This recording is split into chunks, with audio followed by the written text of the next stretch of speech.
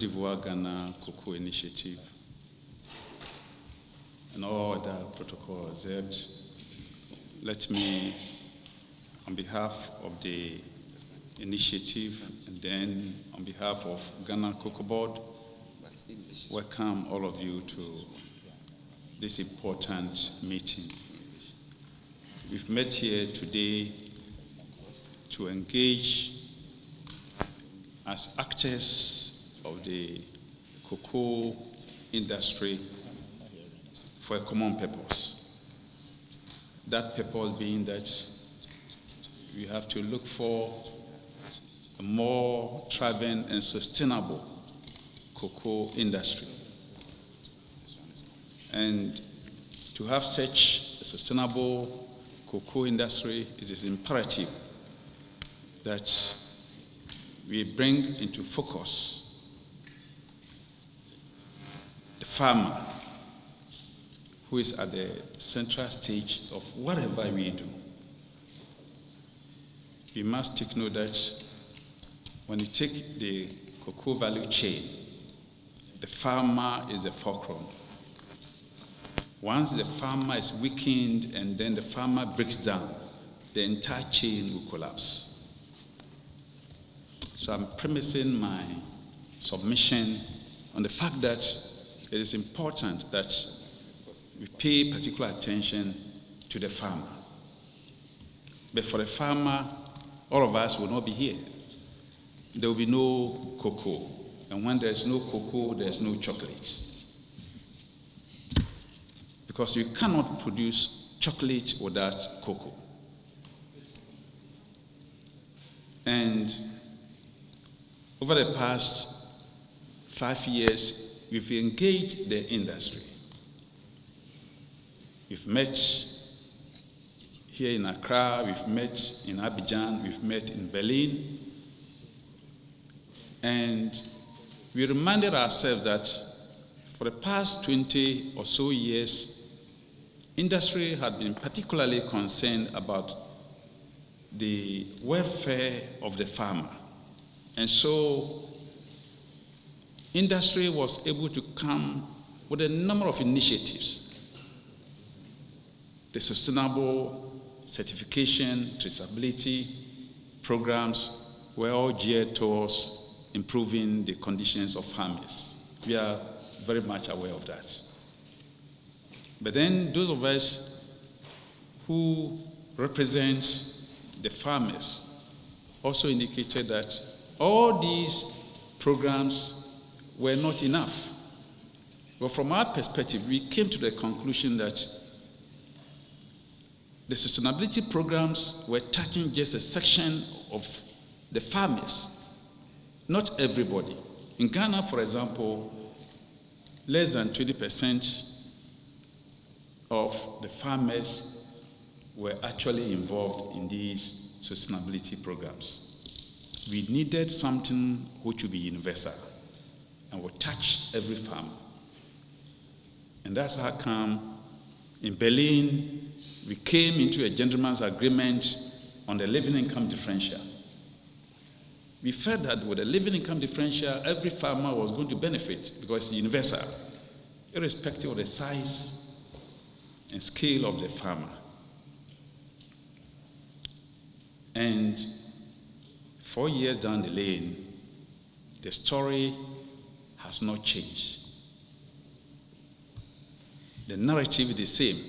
I think it's important that we meet and reappraise what actually went wrong. For us, we believe that the living income differential was to let the farmer get a just share. Not just a fair, but a just share of the price at the international market. Because for the longest while,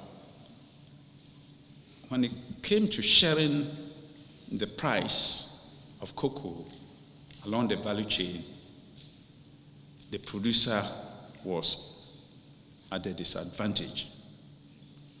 So we brought up the Living Income Differential to enable our farmers, that's Ghana and Cote d'Ivoire, to get a just share of the market price. But before then, we had country premium, that's the origins. And origin has nothing to do with the Living Income Differential. Origin country premiums actually are for the quality of the cocoa we produce. Just as industry is prepared to pay for fine flavor, we believe that we have a peculiar quality in Ghana and Cote d'Ivoire, for which over the years industry had paid premium for that. Now the premium is being discounted, and it's very disheartening to see premiums discounted.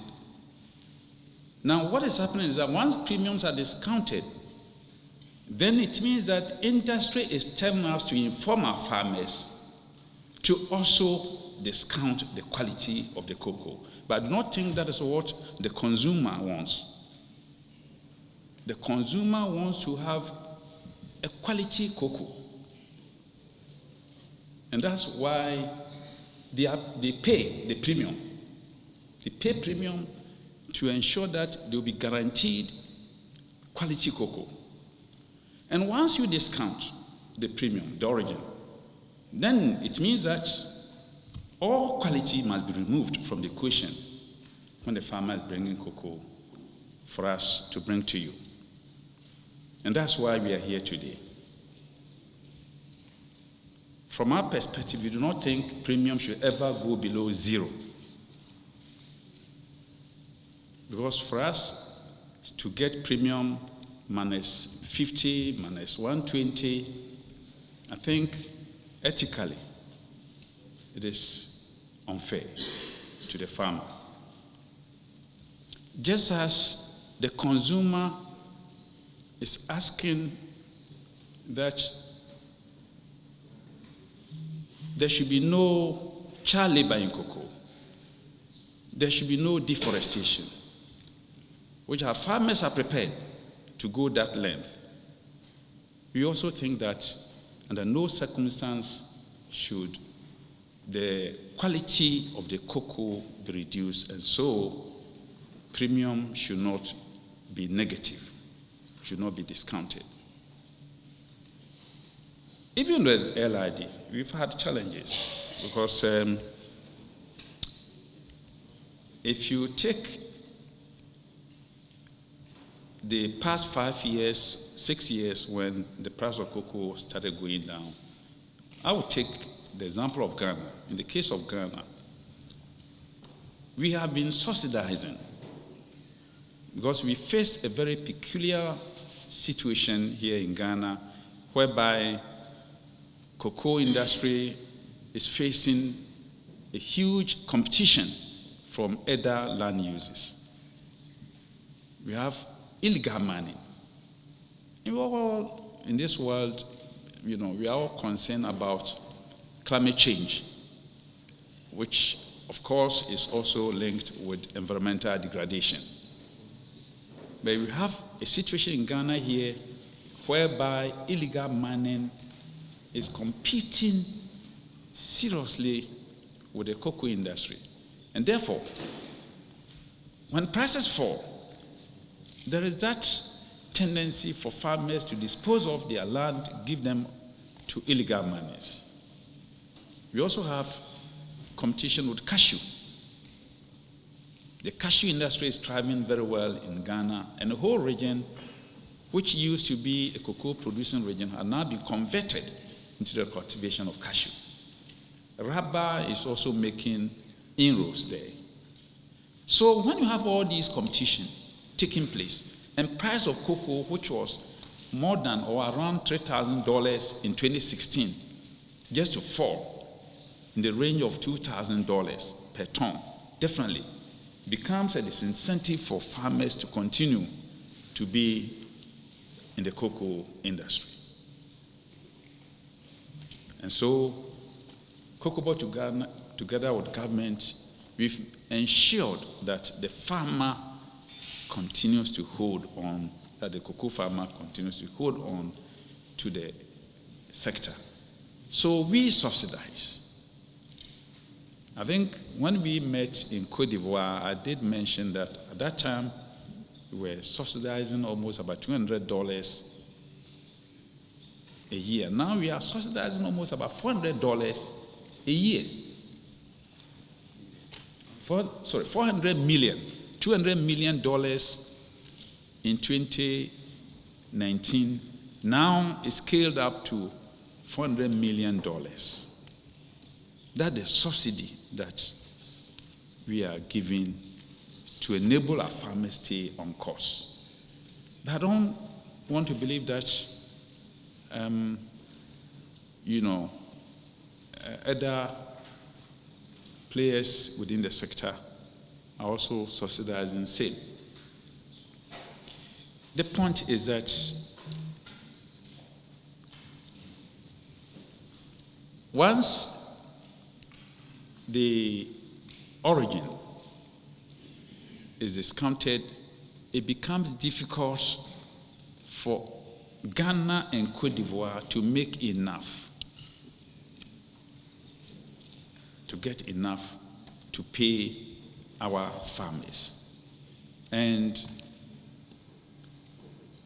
the whole idea of living income differential is more or less then becoming a mirage, because in one way, the industry players are paying, is invoiced, and this can be shown to any consumer anywhere in this world that the living income differential has been paid, when at the same time the origin is discounted. I want us to revisit this whole issue of the living income differential and then the country premium today. And I think we want to be very frank with you so that you also be very frank with us on this matter, for us to get a collective response to the issue before us.